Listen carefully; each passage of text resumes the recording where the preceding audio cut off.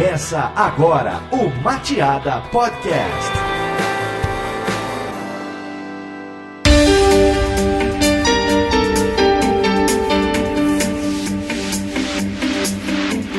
Opa, tudo bonzinho? Esse é o Mateada Podcast, eu sou o Denis Andrade e hoje nós estamos aqui para falar de mídia. Tem um convidado muitíssimo especial que é o Felipe Spina. Tudo bom, Felipe? Como é que tá? E aí, Denis, tudo bom, cara? Que legal. Obrigado aí pelo convite, cara. Pô, é um prazer pra gente te receber aqui. Dá pra dizer que tu é hoje uma das maiores autoridades em mídia no Brasil, né? Principalmente quando a gente tá falando de Facebook, pra mim, pelo menos tu virou uma referência em Facebook. E, cara, poder receber as tuas dicas aqui, bater um papo de mídia contigo hoje vai ser enriquecedor pra nós e pra quem está nos ouvindo. Pô, que show, hein, cara? Eu fico lisonjeado aí por receber esse elogio. Fico muito feliz por ter trabalhado contigo e ainda ouvir isso aí. É muito legal, cara. Bacana mesmo. Espero aí passar uma parte de conteúdo aí de algumas coisas que eu venho trabalhando aí pro pessoal que tá ouvindo. E diretamente de São Paulo, com um pouco de ressaca, né? Porque foi campeão recentemente, a nossa estrela fixa do podcast aqui, Bruno Cardoso. Como é que tá, Bruno? Como é que tá? Como é que foram as comemorações, cara?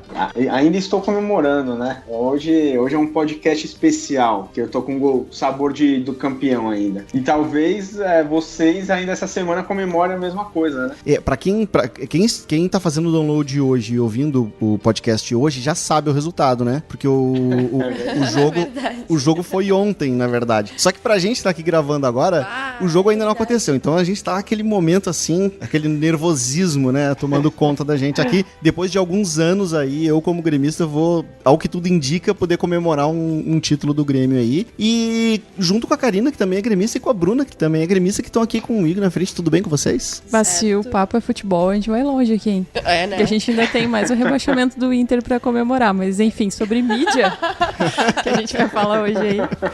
Eu tô curiosa pra ouvir aí as dicas, as barbadas do Felipe hoje. Então é isso aí, vamos bater um papo sobre mídia hoje.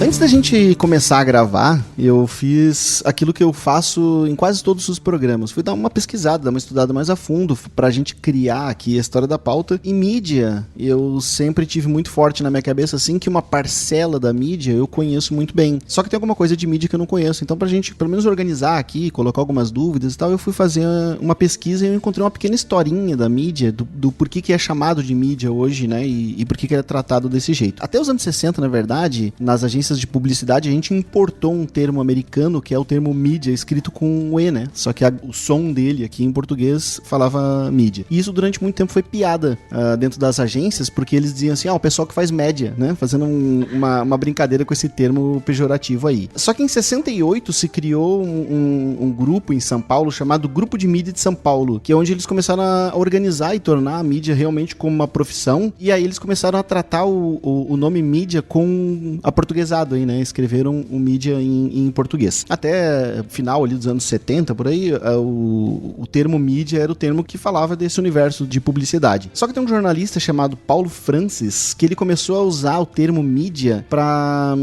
se referir à imprensa. Então muitas vezes a gente fala, né? É um termo que a gente ouve falar bastante, saiu na mídia, tal pessoa está na mídia. Não falando necessariamente dos anúncios e da publicidade em geral, mas fazendo referência a jornais e grandes empresas de televisão, enfim. E recentemente, né, depois com o advento aí da informática, adoro essa palavra, o advento, com o advento da informática, a popularização da mídia, quando a gente fala de mídia, CD e DVD. Por que eu tô contando essa historinha inteira? Porque quando eu comecei a fazer pesquisa pra gente fazer essa pauta aqui, eu comecei a pesquisar no Google sobre comprar mídia, né? Comprar mídia, compra de mídia, como compra mídia, enfim, profissionais de compra de mídia e tal. E aí começou a aparecer muito anúncio de gente vendendo DVD e CD. Foi aí que eu fiquei curioso de ir atrás desse nome, né? Quando a gente fala mídia hoje, ele quer dizer um monte de coisa. Aí eu quero fazer a primeira pergunta agora. O que pra vocês é mídia de verdade? Porque pra mim, quando eu comecei a trabalhar com marketing digital, mídia era uma coisa que me remetia àquela mídia que a gente fazia a compra direta, né? Então comprar mídia direto do portal UOL. E todo o resto que não era exatamente uma compra direta, como Google, por exemplo, Google AdWords, Bing, Facebook e tal, a gente tratava isso como link patrocinado, que é um nome mais mais popular e as agências de marketing digital tratam isso como link patrocinado. Só que na verdade tudo é mídia, né? Quando a gente vai falar com uma agência que não é exatamente uma agência de marketing digital, mas uma agência maior que faz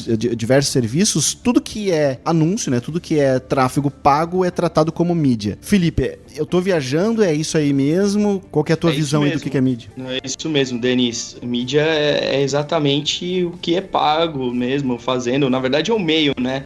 Não necessariamente o que é pago, né? Que eles usam o termo mídia, né? O profissional de mídia de agência é o cara responsável para tocar as campanhas, né? A campanha é o que vai fazer a mensagem, né? Ele através do que mídia a gente chama, que significa que é o meio. É o meio que vai chegar até a pessoa, até o público-alvo, até quem a gente vai imaginar. Hoje a gente chama de persona também, com quem a gente quer trabalhar. Então, o que eu considero, assim, de trabalhar a mídia é o canal, assim, principalmente. Quando eu penso em mídia, eu penso em qual o canal de distribuição disso que eu tô fazendo. Hoje eu sei que você trabalha com Google AdWords, com SEO, então tem vários tipos de canais, desde o Facebook, um canal de mídia, televisão, e tem as mídias, aquela mídia ganha, ou um blog que escreveu sobre aquele determinado assunto sem fazer uma publi editorial, né? Tem um modo que a pessoa publicou. Isso também é mídia, né?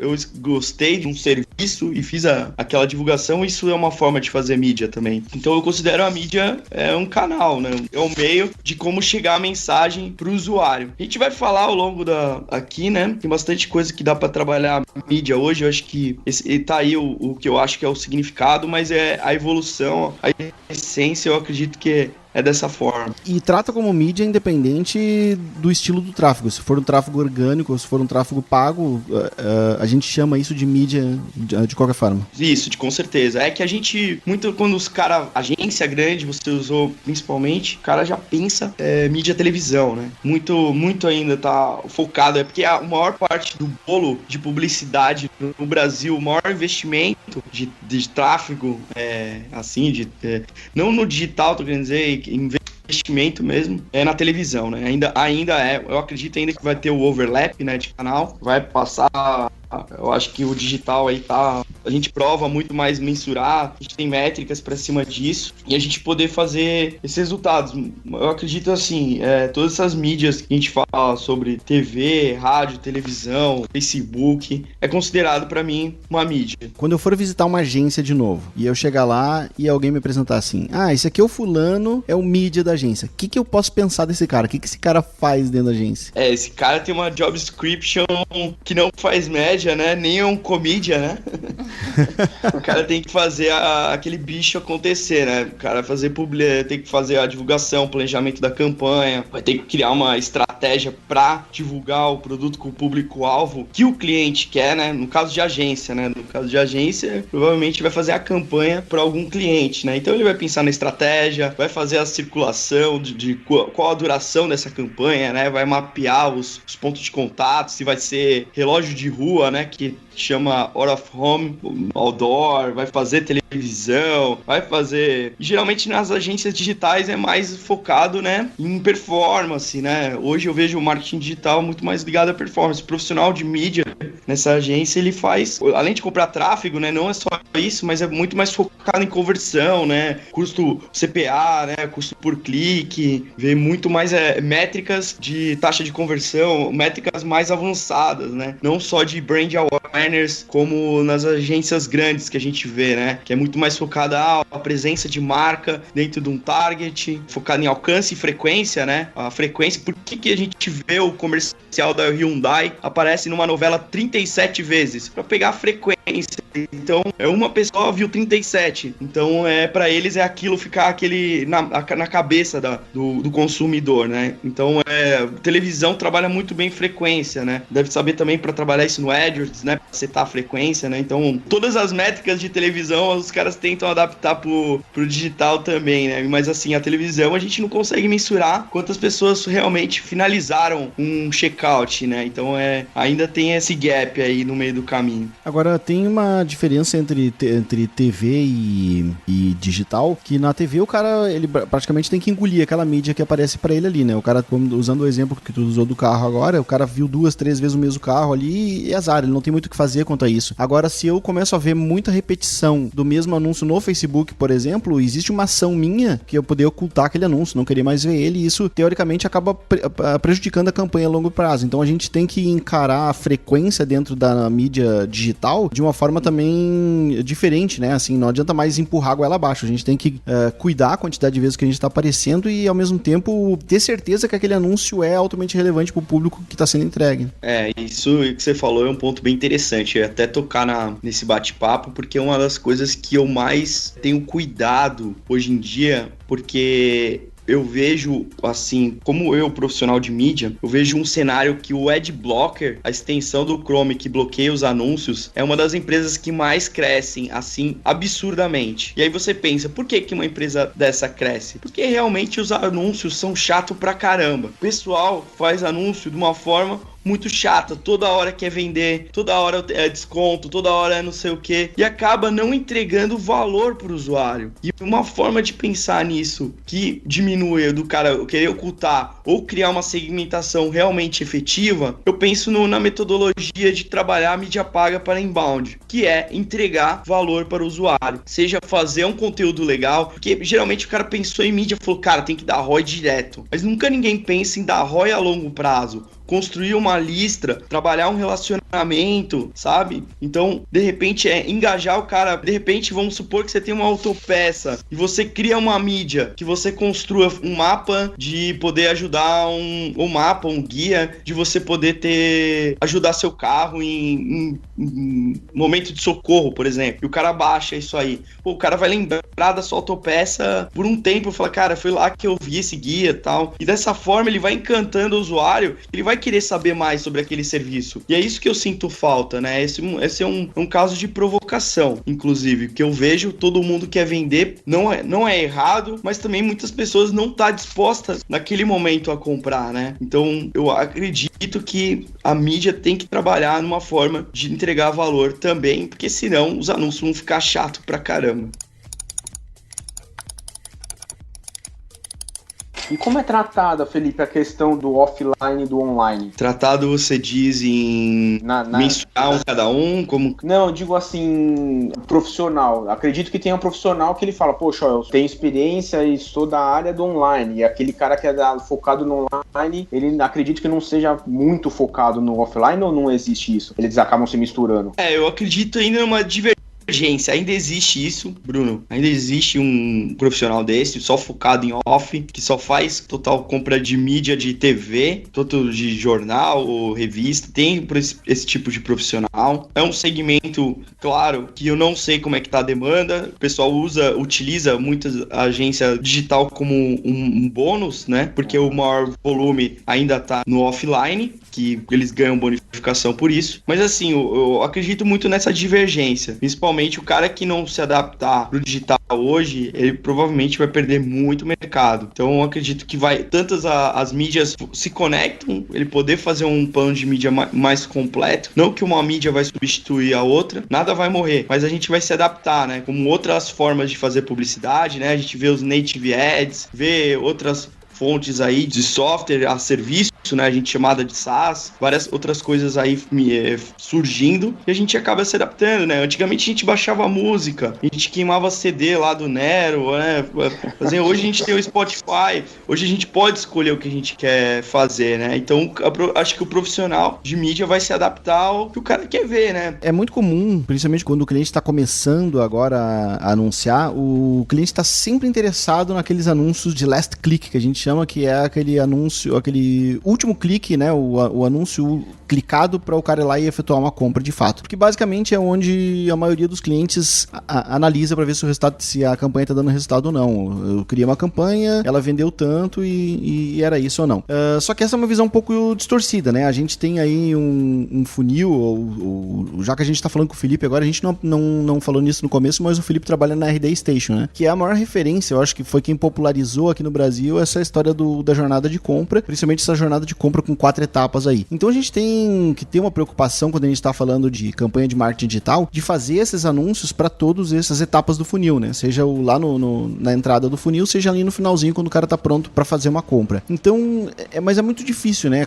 É um trabalho muito que a gente tem que ter mesmo de doutrinar o cliente, que não é um trabalho fácil, porque o cliente ele já vem com aquele pensamento de fazer a avaliação em cima do last click. Vocês sofrem bastante com isso, o Bruno também atende muito cliente pequeno, acredito que também deva sofrer bastante com isso. Os nossos clientes aqui, quando a gente começa a atender, a gente tenta doutrinar, mas é uma coisa muito a longo prazo. Então, essa é a pergunta. Vocês sofrem muito com o cliente que está medindo só o last click? Bom, hoje eu faço só campanha para RD mesmo. Trabalho no time de growth, né, da RD, o time de crescimento, que é para o nosso software totalmente focada na aquisição de geração de leads, né, e aquisição de novos clientes. A gente trabalha muito na geração de leads, trabalhar, como o Denis comentou, jornada de compra para o nosso software, né, e a gente vê também esse cenário que ele falou, dificuldade de last click. A gente vê e-commerce, né, o cara só mensura o last click, faz um baita investimento e a gente sabe que 90% não está disposto a comprar naquele momento, né? Então, para trabalhar disso, o que é bom para você,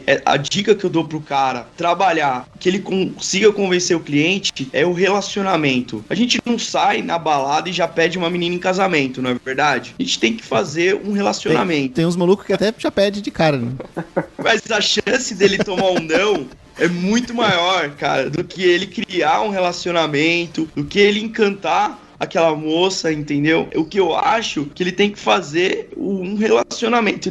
Nem conheço aquela loja, nem conheço aquele site. Então, de repente, o que a gente pensa em fazer é oferecer conteúdo de valor, né? Nosso core hoje é marketing de conteúdo, a gente produz muito conteúdo. E esse conteúdo é de uma forma de ajudar os nossos clientes, os nossos consumidores, as pessoas que visitam o nosso site, né? Então a gente produz um e-book ou 2 e-books por semana. Essa é a nossa frequência, assim, de querer ajudar. E-book tocado nas dores. Acho que o principal é, se você conhece a dor do seu cliente, você consegue ajudar ele. Fala, cara, eu tô com um problema que meu site tá com o telefone lá e não estão ligando pro meu call center. Você descobrindo essa dor, de você conseguir fazer a otimização disso, querer criar um relacionamento depois, criar um fluxo, né, uma automação de marketing depois que o cara vira um lead seu, né? Por isso que é bom, assim, de trabalhar com jornada de compra. Porque o cara que não tá naquele momento, não tem problema, ele tá na sua base hoje e vai conhecer, ele vai entender melhor, que daqui um tempo ele pode passar isso para um amigo ou até ele mesmo, falar, ó, agora eu tô no momento que eu tenho fit e posso adquirir o produto de vocês. Eu não consigo vender hoje o serviço nosso, vou dar o exemplo, o nosso serviço de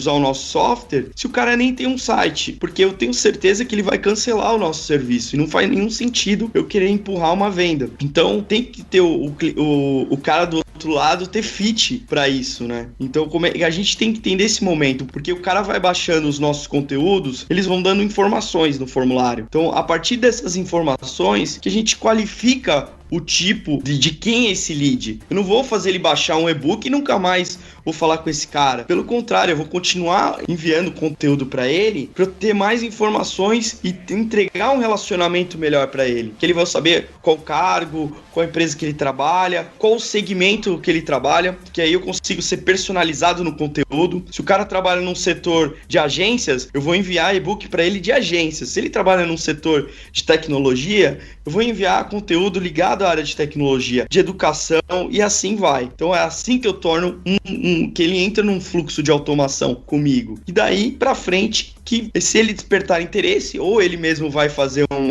que a gente chama um termo na RD que é levantada de mão, que para quem não conhece, levantada de mão é quando a pessoa se interessa pelo software ou pelo seu serviço, ele vai lá e preenche o formulário de quer ser abordado por um consultor, ou quer fazer um teste gratuito, ou então a gente qualifica por uma feature lá do nosso software, que é o lead scoring, que ele faz a qualificação de acordo de conteúdo que ele vai baixando, que vai pontuando ele, e desse tipo de pontuação que ele vai recebendo, a gente passa para ele quem tem mais possibilidades à compra. E aí você programado isso no software, aí já chega para um consultor para falar com esse tipo de lead. Então, são vários momentos que eu posso fazer publicidade, né? Vários momentos que eu faço uma campanha de topo, né? Topo do funil, que é para um cara que vai entrar pela primeira vez na minha base, vai ser a gente gente chama o lead virgem, né? O cara que vai ser primeira conversão dele. Aí eu faço depois de um tempo mídia para meio de funil, que o cara que já tá na base para continuar no fluxo, como eu falei, se o cara baixou um conteúdo de agência, para ele baixar um outro conteúdo de agência, para ele assistir um webinar, para ele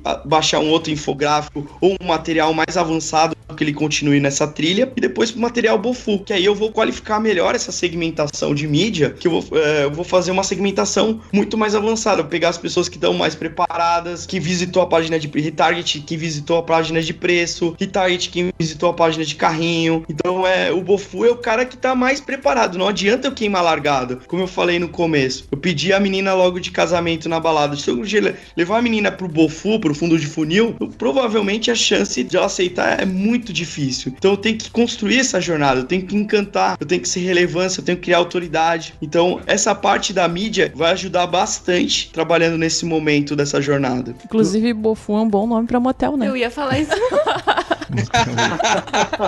Gostei, essa eu vou copiar, hein?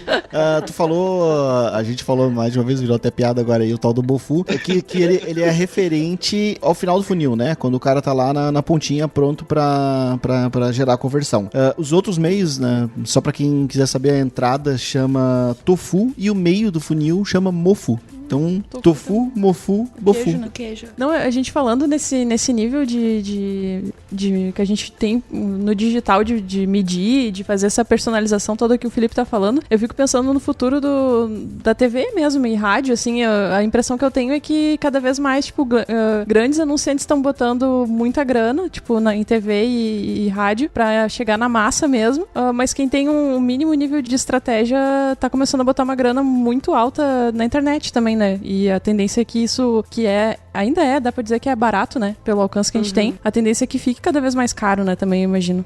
Sim, mas a gente tá vendo uma movimentação muito grande das grandes televisões aí em tentar medir, pelo menos, e conseguir mensurar a interação que ela tá tendo com o público, né? A gente vê muito a Globo fazer isso, por exemplo, com o programa Superstar, que pra eles é eu enxergo, pelo menos assim, como um grande laboratório, aquele programa, porque o que eles fazem? Eles criaram um aplicativo onde tu precisa sinalizar que vai fazer a votação e depois tu precisa fazer a votação de fato. Então eles conseguem mensurar durante todo o programa quantas pessoas estão de fato acompanhando o programa, quantas pessoas estão ali online acompanhando eles, como é que tá o engajamento. Então eles conseguem fazer vários testes, inclusive AB, de saber a duração de cada banda, quantidade de banda por bloco, tudo, porque eles conseguem saber o abandono, porque toda hora tu tem que ir lá fazer check-in e tudo. E isso também é uma forma de vender para o patrocinador, o cara que tá investindo em mídia ali no momento do programa, de mostrar quantas pessoas estão engajadas de fato com o programa, interagindo e tal. E eles já estenderam essa história dos aplicativos para outros programas também, né? Então eu acho que a televisão offline, entre aspas aqui, tá se virando, né? Pelo menos preocupada com isso, já demonstrou que tá preocupada com essa mensuração, pelo menos. Mas a gente também tem um outro movimento que é inegável, que é a migração muito forte que a gente vai ter aqui nos próximos anos pra migração pra TV digital, né? A gente vai assistir Netflix, a gente vai assistir o SBT lá no aplicativo que eles lançaram agora, a gente tá assistindo todos os programas do SBT também, que eu acho que da televisão aberta brasileira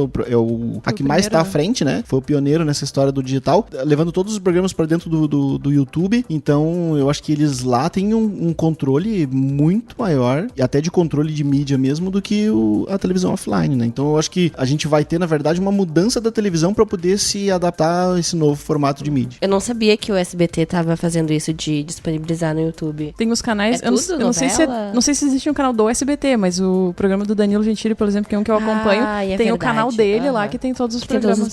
Todo dia eles atualizam, né? E fora o aplicativo que o Denis falou também, do SBT daí, né? É muito legal, né, esse negócio. Também acompanho bastante por lá. E na Globo tem aquele negócio de você... Eu não sei se é só a Globo, mas que você acompanha ao vivo, né? Tem os aplicativos que tu consegue assistir televisão em tempo real, né? Então... a Globo eu sei que tem, os outros eu não sei. A Globo tem um que tu consegue assistir ao vivo, então tu vai lá e cria um login e tal, e aí tu vai ver os canais. Se tu tiver TV por assinatura, tu coloca o teu endereço, tu consegue ver inclusive os canais pagos lá, Sport TV, por exemplo, Multishow, que também é da Globo. E o do SBT é um pouquinho diferente. Sou muito fã da maneira com que o SBT trata o digital, assim. O Silvio Santos é nosso nosso Rei. nosso rei aí, né? Então eu acho que realmente os caras estão assim, tecnologicamente falando, eles estão um passo à frente. Não tem a audiência que tem a Globo, mas eles estão, do ponto de vista de internet, eu acho que muito na frente da Globo. Eles têm uma espécie de Netflix do SBT, então tu consegue com o aplicativo do SBT assistir on demand, tu não precisa estar ao vivo, tu pode, quero assistir um programa de ontem, tu vai lá a hora que tu quiser, dar um play e assiste o programa. Bem estilo Netflix mesmo. Isso é de graça. Consigo ver o Usurpadora de graça, assim. Ah, sim, porque a Globo não é, né? O da Globo tu tem que ser assinante. Eu sei que é pago, exato. Tu consegue ver alguns programas, mas tem que ser assinante. Na verdade, Já gostei muito de TV, hoje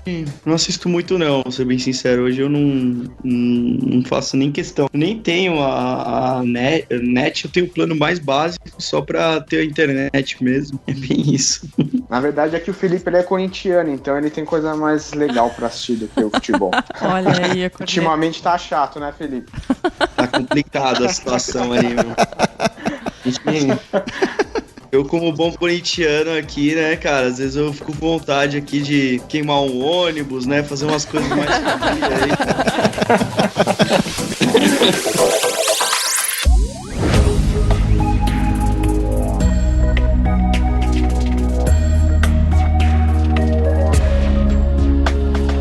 As nossas principais mídias, quando a gente tá falando de digital, então, vamos falar um pouquinho sobre a característica de cada uma delas. A gente falou aí do topo do funil, meio de funil, fundo de funil. E quando atacar cada uma delas aí, o que é ideal pra gente fazer a captação do começo do funil lá, do tofu? Como é que a gente... O que a gente pode usar aí? Rola tudo? É legal de fazer campanha de AdWords, por exemplo? Que experiência que tu tem com isso, Felipe? Pô, é pergunta bem inteligente, cara. Isso aí é uma coisa que a gente acaba tocando, assim. A gente sabe que não tem uma fórmula, né? Não existe uma fórmula aí pra mídia. A gente testa tudo. Já testei AdWords, comprar a palavra-chave pra fazer topo de funil. Eu não tive muito bons resultados, assim, na verdade, né? A grande diferença entre o AdWords e o Facebook é que o AdWords, a pessoa já sabe o que ela quer, né? Ela já tem aquela mente, pô, eu vou querer o Mizuno no modelo tal.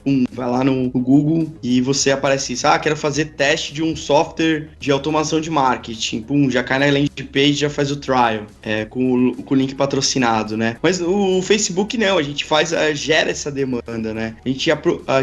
O AdWords aproveita uma demanda e o Facebook gera essa demanda. Então, com essa demanda que a gente gera, o Facebook é muito melhor nas minhas campanhas de topo de funil.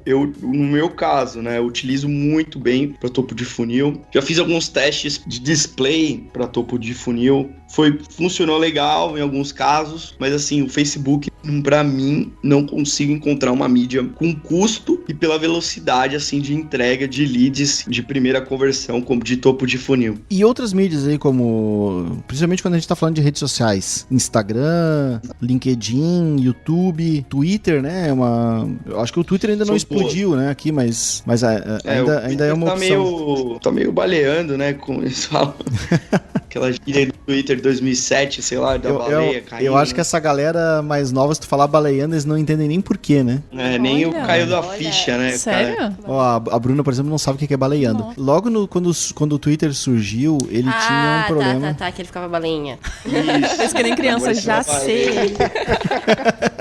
Eu falo pra galera, tem uma expressão, né? Caiu a ficha. Eu não sei da onde que a galera vai saber. E não sei se a galera vai se ligar, né? De colocar a ficha lá. Pra soprar a fita. É que caiu a ficha da época tipo de orelhão, né? Isso aí, gato. Voltando aos social ads, assim, do Twitter, cara, poucas pessoas utilizam o Twitter, assim, que eu vejo no meu círculo, mas ainda tem um movimento lá pra fazer lives, assim, de eventos ao vivo. Eu descobri, na época que o Twitter era bem foda, eu descobri bastante coisa, foi a primeira rede que eu descobri a notícia, né, a morte do Michael Jackson soube pelo Twitter. Ainda tem um movimento, assim, em relação a isso, mas aí tem que testar a indústria do cara, né, o nicho do cara. Eu não vou falar, funciona pra tal coisa, funciona pra tal coisa, que tem que fazer um teste. Eu sempre tenho a gente pode falar sobre isso até agora, que eu sempre tenho verba pra poder fazer os meus experimentos, né? Não adianta nada fazer um negócio no achismo, né? Tem que ter números, no meu caso. Tem que ter números, tem que ter aprendizado, saber se deu certo ou não, pra poder, se você escala isso, né? No caso do Facebook, hoje a gente escala o Facebook. A gente vê que tem uma oportunidade comunidade enorme, é uma rede que cobre 90% das pessoas que têm internet, então é impossível ficar sem o Facebook. Mas como outras redes, como o YouTube é legal para se trabalhar, para você criar uma campanha de branding, de também um pouquinho de tráfego, dá pra você fazer uma coisa legal. O LinkedIn é fantástico. Pô, eu ia falar disso do LinkedIn, até reservar, porque eu tô tendo um resultado incrível do LinkedIn para fundo de funil. Muita gente vem falar para mim, o LinkedIn é caro, o CPC é muito caro, eu não vou fazer. Cara, mas você tá encurtando a jornada de compra. Eu já tô levando pro fundo de funil. Já tô levando o lead, que é um lead caro. Se por exemplo, sei lá, você tem um teste para você pagar um lead caro de, sei lá, R$80, R$90, R$100, não importa, e você tá pagando para um lead mais qualificado, que ele te dá as informações, que é um lead que tem um cargo que faz sentido pro seu negócio, talvez é um canal para se explorar melhor, né? Então, para nós, assim, o LinkedIn tá funcionando super bem para fundo de funil. É claro que a gente não vai ter um lead barato, mas ao mesmo tempo a gente se compromete de alavancar ele para vendas em curto prazo. É uma mídia mais cara, mas é mais assertiva. Exatamente. Pro fundo de funil dos testes que a gente fez, tá indo super bem. É uma mídia que vale a pena continuar. Dá para se trabalhar bem, dá para trabalhar com otimizações, claro, dá para fazer uns testezinhos. Não é barato, mas dá para fazer um teste e ver qual o tipo do lead que você gera, né? Fazer um testezinho e vai depender muito da sua oferta também, se fazer um teste gratuito, se você quer falar sobre planejamento 2017 para o cara conversar com você, já é uma levantada de mão que a gente chama. Antes, tu chegou até a tocar no assunto antes dos adblocks, né? Que é uma coisa que tá crescendo muito, a gente vê cada vez mais pessoas usando isso. E uma das soluções que funcionaria muito bem com esse negócio dos adblocks são os native ads. Tu já teve uma experiência com native ads? Já chegou a criar algum tipo de campanha? Já foi bem legal. Foi bem legal a campanha. Eu acho que o native ads é uma mídia... É que assim, como você falou dos adblocks, aí essas ferramentas de bloquear anúncio, é porque realmente anúncio é chato, certo? A pessoa não tá lá, eu tô no Facebook, aquele negocinho aparece, não é pra mim. E os native ads também, daqui a um tempo, vai acontecer aquele efeito que a gente chama da mídia, que é blindness, de o cara ficar cego. Você passa já navegando no site, você nem vê mais o banner, né? Você nem olha mais pro banner. Você já tá viciado, né? Quem é mais rato de internet já consegue navegar tranquilo, sem olhar para os banners, sem olhar para a publicidade. E os native ads hoje é que ele tem cara de ser um post, de ser uma notícia, e na verdade ele vai para um link, né? Vai para uma página de conversão, uma página de educação em vídeo, vai para uma página de produto, vai... Enfim, você pode fazer essa geração de tráfego. Então, na minha experiência com native ads, também é um pouco mais caro que o Facebook na geração de leads, mas funcionou super bem, assim, como eu usei no Taboola, eu não cheguei ainda a testar o Outbrain, que é o concorrente, mas funciona a mesma tecnologia, né, só tem audiências diferentes, inventários diferentes, mas trabalha dessa forma. Mas tocando um pouco nesse assunto de native ads, o Facebook também tem formatos de nativos, né, de geração de leads também, que funciona super bem. Esse eu recomendo muito testar, e é super barato, então acaba gerando um lead bem barato, nem sai o cara do Facebook, com poucos cliques ele já converte e já vira um lead, e já cai num fluxo de automação lá para você continuar ele na sua base. Então esse native ads aí do Facebook também é um formato muito interessante. Ele não acontece de forma automática porque a informação vai para uma planilha, né? Ele tem uma maneira hoje de você não fazer só na planilha. Tem a planilha de você importar depois dessa planilha, mas tem um aplicativo que chama Zapier. Zapier é ZAPIER.com. Legal, vamos colocar o link no post aí. Coloca o link no post. Esse aplicativo, ele integra com qualquer coisa. Ele conecta uma coisa com outra coisa. Então ele é um intermediário. Ele é um conector, né, que a gente chama. Então ele faz uma conexão com qualquer coisa. Eu quero conectar uma planilha do Google Docs com qualquer outro software. Pum, funciona. Então ele funciona inclusive com o nosso software, que é o RD Station, né? Então o cara virou lead lá no Facebook, depois ele já cai num fluxo de automação de uma forma automática. E a gente acabou falando muito aqui de campanha de conversão, né? Seja de venda, geração de lead, enfim. E branding? Embora tenha uma parcela um pouco menor aí, a gente também usa muito mídia para fazer branding para as empresas, né? A gente tem, aqui na agência, acho que pouco, né? Uma parcela, vou fazer um chute agora, não tem estudo nenhum, mas acho que 10% das nossas campanhas aqui são para clientes que querem fazer branding em algum momento. Alguma dica, alguma recomendação? Cara, eu acho legal o branding, mas que você mensure a sua autoridade, né? Porque quando você faz branding, é realmente para você criar a marca, para você ganhar uma autoridade em cima disso, para ganhar o social proof, né? A prova social de pessoas falando sobre aquilo. É legal trabalhar brand. Eu acho que vídeos, assim, é uma forma de educar, de uma certa forma de fazer brand. A gente trabalha na RD com cursos, né? A gente tem a nossa parte de cursos online, de cursos educativos. A gente faz essa parte de vídeo para construção de marcas, né, eventos, né, nosso evento, o RD Summit tá aí, que foi agora em novembro, no começo desse mês, né, hoje já tô com a cabeça em dezembro já, né,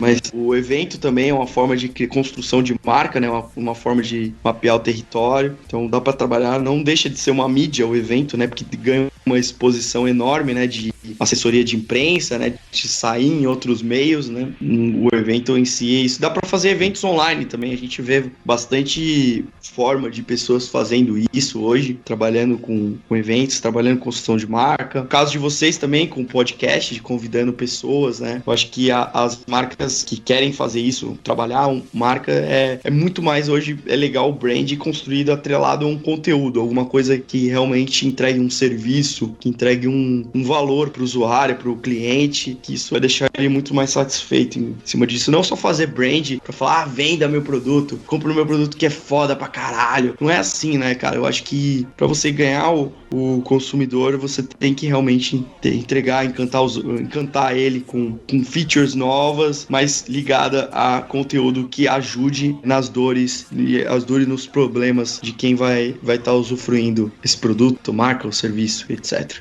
O legal de tu fazer uma campanha de branding atrelada ao conteúdo é que quando o teu conteúdo é bom e as pessoas gostam dele, se apaixonam pelo teu conteúdo, elas mesmas acabam distribuindo isso, né? E aí te poupa a mídia paga. Tu não precisa pagar pra todo mundo que tu tá conseguindo atingir. A gente tem, como exemplo, o próprio podcast que tu acabou de falar, Felipe, tem muito do nosso podcast aqui. A gente acaba fazendo também uma campanha de mídia paga pra impulsionar, principalmente no dia do lançamento do programa. E a grande maioria, a esmagadora maioria dos downloads vem de uma mídia natural. A galera indica um pro outro. Tem muita gente que manda e-mail pra nós dizendo, meu primo que indicou, ou às vezes é um conhecido meu, teu amigo indicou e eu fiz o download. Então acontece muito das pessoas se indicarem, assim, né? Mandar pra outra por publicar no Twitter, publicar no Facebook, mandar pra outra por e-mail, muitas pessoas baixam o arquivo MP3 e mandam o MP3 por WhatsApp. Então a coisa acaba acontecendo assim de uma forma bem natural. Mas isso porque ele tá atrelado realmente ao conteúdo, né? Dificilmente as pessoas vão divulgar a tua marca de uma forma tão espontânea se tu não tiver um conteúdo de qualidade atrelado a ela, né? Exatamente. Esse toque aí que você falou de crescer organicamente, forma o cara baixar, vai espalhando boca a boca. É muito legal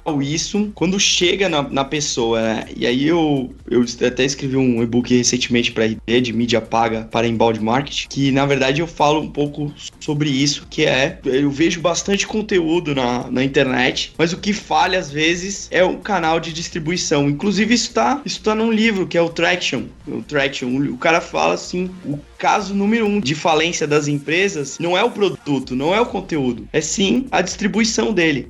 Como ele vai chegar nas pessoas, essa pra mim é a parte mais importante. Você pode construir, fazer um conteúdo legal, tudo, mas tem que ter um pouco de divulgação. E mesmo eu trabalhando com mídia, eu defendo essa parte do orgânico, defendo muito as outras mídias, que isso vai influenciar, uma não vai substituir a outra, mas uma, de certa forma, vai ajudar em melhorar o ponto de contato. E pra gente encerrar o nosso papo aqui, eu queria algumas dicas de vocês aí e erros que as pessoas precisam evitar na hora de criar campanhas de mídia aí. Eu vou começar com a primeira delas aqui, a história de esquecer de colocar o pixel, né? Seja o pixel de conversão, tanto do Facebook quanto do AdWords. Aquele pixel, que é um scriptzinho que tu coloca no teu site pra ele ou marcar a pessoa pra tu poder fazer uma campanha de remarketing mais tarde, um pixel de monitoramento para saber por onde a pessoa andou, para saber quando que ele concluiu uma meta ou não. E é muito comum a gente ver campanhas, a gente pega muitos clientes que já vêm com as campanhas montadas e é muito raro o cliente lembrar de colocar a história do pixel. Sempre que a campanha chega pra gente aqui, muitas vezes o cliente nem sabe que existe essa funcionalidade. Então esse é um erro muito comum que tem que ser evitado. Lembrar de colocar o pixel em todas as páginas do site. E eu quero abrir pra vocês, se vocês tiverem erros clássicos aí, os erros mais comuns que as pessoas precisam se atentar. Eu acho que a mais clássica, principalmente quando a gente acaba pegando alguma conta nova, é a página de destino que não funciona, né? Ou leva pra uma URL errada, que não tem nada a ver com o anúncio, ou ela simplesmente não existe mais. Deixa eu complementar isso, porque esse é um erro bastante grave, né? Então, tu tá gastando dinheiro à toa. A pessoa clica, visita a página não tá no ar. Tem um outro erro que também é bem ligado a esse, que é chegar num produto no e-commerce, por exemplo, e o produto não está mais disponível. Tu também tá gastando dinheiro com isso. Um erro bastante comum também é o fato de colocarem a conversão, o código da conversão na página errada, né? De repente a pessoa quer converter na página de orçamento e aí ele coloca o código da conversão no formulário de orçamento, sendo que na verdade tem que ser num formulário após o envio dos dados, né, do formulário, que a gente coloca geralmente naquela página de agradecimento. Depois que a pessoa preenche, aí ele vai para uma página de agradecimento e aí sim ele tem que converter, porque senão acaba tendo uma ilusão falsa, né, um resultado muito falso, né, ele acha que está tendo um número X de conversões e na verdade não é nada daquilo, né. Eu tenho vários erros, né, eu cometi vários erros e eu gosto de compartilhar esses aprendizados aí. Bom, um deles é o traqueamento. Cara, não colocar o traqueamento pro Google Analytics ver, isso pra mim é saber perder dinheiro, né? Saber qual campanha que tá tendo o melhor resultado. Chega pra você depois seu gestor, qual campanha que teve o melhor resultado, qual formato, qual canal. Então é muito importante. Já deixei campanha ligada no ar gastando 16 mil reais a mais, né? Uma vez. Mentira, 16. Tem que ter término as campanhas. Eu recomendo colocar término nas campanhas. Eu sempre que for fazer a campanha, sempre terminou no mês, depois começa ela de novo no outro mês. Então sempre ter on track, né, ficar ligadinho nisso. Tem um erro clássico pra mim, essa é a melhor dica. Essa aqui é a dica que salvou alguns dinheirinhos aí.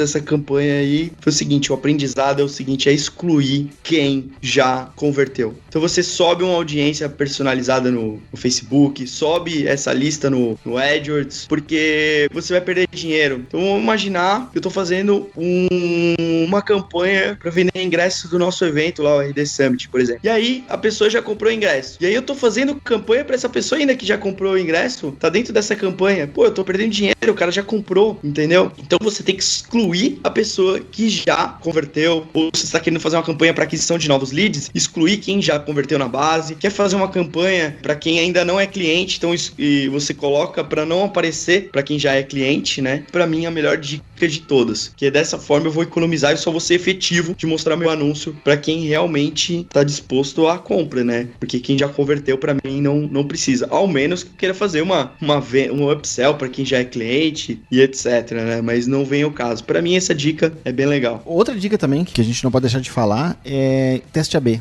É algo extremamente simples de fazer. A gente não vê, né? É muito incomum a gente pegar campanhas aqui que tem um teste AB bem estruturado. Então, testar anúncio, testar público-alvo, testar horário, testar dia da semana, testar página de destino, testar tudo. É muito importante, porque muitas vezes tu troca uma página de destino e aí a tua conversão aumenta. Ou mudar um texto de um anúncio e tu vai ter um CTR muito maior. Então tem que testar isso constantemente, né? Muito bem. Tem que testar. Infinito. Testar é a palavra, né? Acho que dá pra gente resumir aí que o teste é a palavra que define bem quem trabalha com mídia. Eu vi bem o resultado essa semana. Eu tenho um cliente aqui na agência, que ele é um dos clientes mais antigos até. E eu fui fazer uns testes de anúncio. Adicionei mais 2 anúncios novos em cada grupo de anúncio e troquei a URL de cada um deles. E foi, assim, gritante a diferença do teste, o resultado do teste, sabe? Dobrou o número de conversões. Foi bizarro. Foi foda.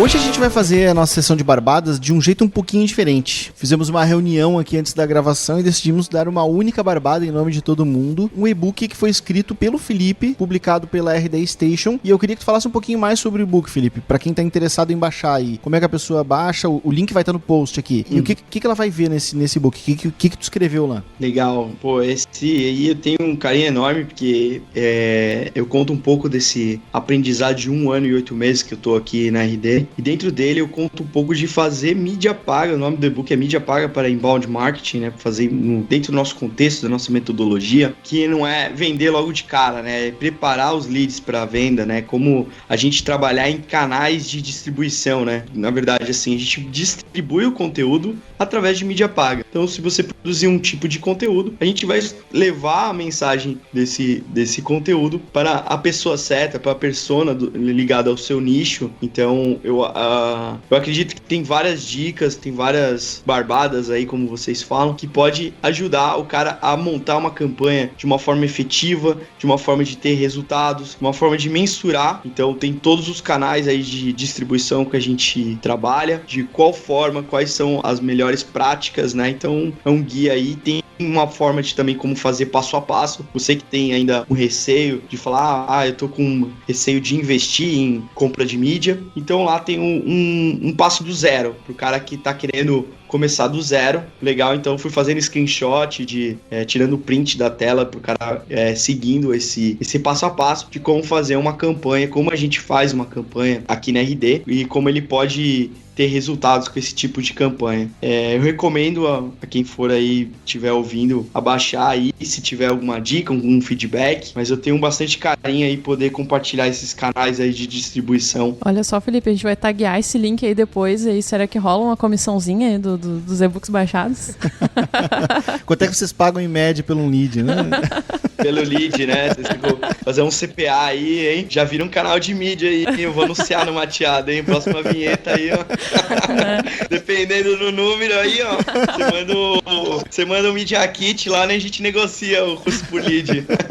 Cara, é isso aí. A gente já tá estourando o nosso tempo aqui. Muitíssimo obrigado pela tua participação, Felipe. Foi um papo muito legal. Eu fiquei com gostinho de quero mais aqui. A gente pode até pensar em gravar de novo alguma coisa específica sobre algum canal aqui. Eu acho que tem muito espaço pra gente falar só de Facebook, tem muito espaço pra gente falar só de Google AdWords. Até página de conversão é uma coisa que dá um assunto muito legal também. Eu vou te convidar pra tu voltar aqui e gravar outra coisa com a gente. Então, muito obrigado, Felipe. Obrigado pelo Bruno, que tá sempre com a gente aqui. E obrigado pelas meninas, né, que fazem parte aqui dessa mesa do podcast. Um beijo pra todos vocês e daqui a 15 dias tem mais um Mateada Podcast.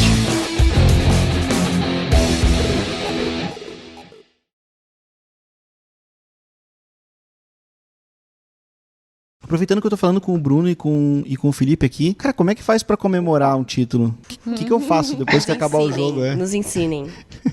Faz muito tempo, cara. Não, mas vocês viram o evento da Get lá, que já tem mais de 15 mil pessoas, sim. Maior Get da história. A gente vai, né? Vamos? Partiu? Não, eu vou assistir lá, né? Onde é que vocês comemoram um título normalmente? O melhor lugar que eu acho é tomando uma cervejinha com os amigos, né? Fazendo um churrasquinho. Comentando o jogo. Eu não gosto de muita bagunça. Então, pra mim, isso é a melhor comemoração.